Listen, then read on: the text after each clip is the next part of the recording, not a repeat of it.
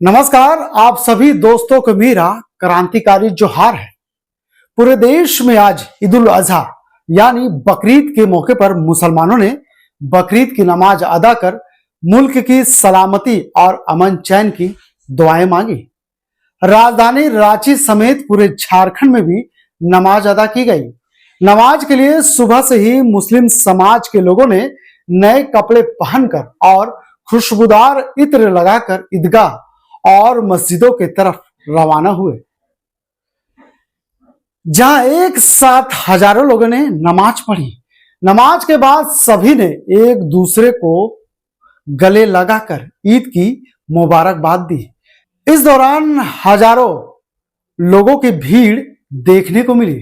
ईदगाह में छोटे बड़े बुजुर्ग हजारों की संख्या में एक कतार में खड़े होकर लोगों ने एक साथ बकरीद की नमाज पढ़ी। रांची के सभी मस्जिद सहित झारखंड के सभी ईदगाहों में नमाज के दौरान कड़ी सुरक्षा भी देखी गई। ईद को लेकर लोगों में खास उत्साह भी देखने को मिला। ईद के मौके पर मुस्लिम परिवार के घरों में तरह तरह के पकवान बनाए गए। त्योहार को लेकर बुजुर्ग, बच्चे और महिलाएं सभी के चेहरे पर भी मुस्कान नजर आया। ईद उल अजहा यानी बकरीद बलिदान का त्यौहार माना जाता है। कुर्बानी की परंपरा हजरत इब्राहिम और उनके बेटे इस्माइल की अल्लाह के प्रति आस्था से जुड़ा है, जिसे ईद उल अजहा या बकरीद के नामों से भी जाना जाता है। इसी दिलहिज्जा के 10वें दिन बकरीद मनाया जाता है। भारत में आज यानी 7 जून को बकरीद मनाई जा रही है। यह इस्लाम धर्म का प्रमुख त्योहारों में एक त्योहार माना जाता है, जो त्याग, आस्था और समर्पण की भावना को दर्शाता है। बकरीद के दिन जानवर की कुर्बानी देना हजरत इब्राहिम की अल्लाह के प्रति उनके अटूट प्यार और निष्ठा को दर्शाता है। इब्राहिम की इसी आस्था और विश्वास को याद करते हुए हर मुस्लिम समुदाय के लोग बकरीद पर जानवर की कुर्बानी देते हैं और परिवार, दोस्तों और जरूरतमंदों में उसे बांटते भी है। बकरीद को लेकर राजधानी रांची समेत झारखंड के सभी जिलों में एक खुशियां देखी गई। अगर पूरे देश की बात करें तो पूरा देश में आज बकरीद का त्यौहार मनाया गया।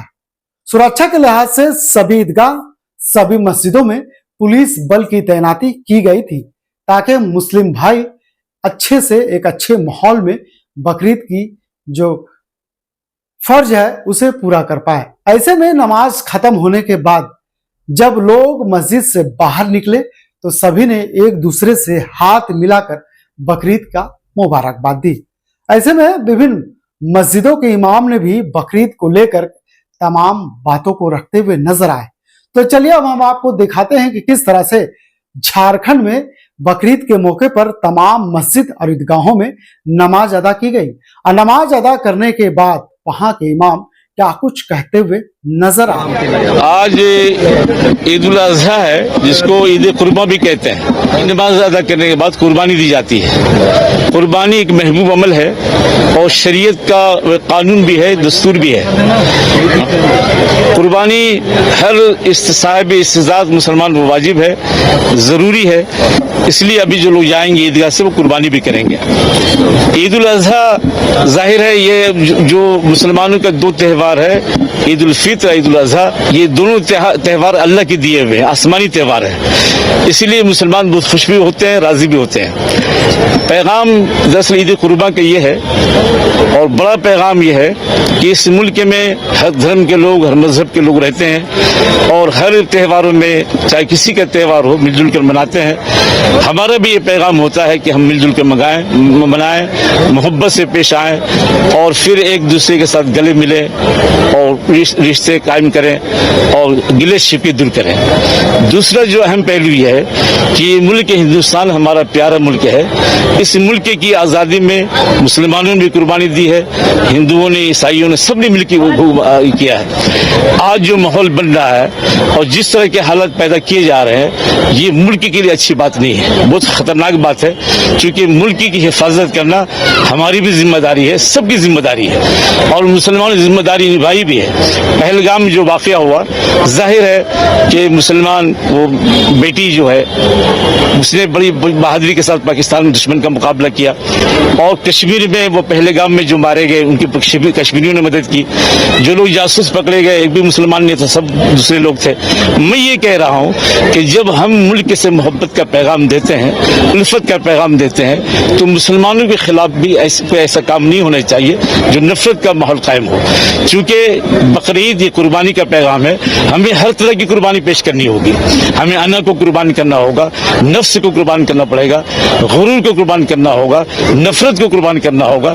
हर तरह की कुर्बानी पेश करें तो फिर कुर्बानी होगी।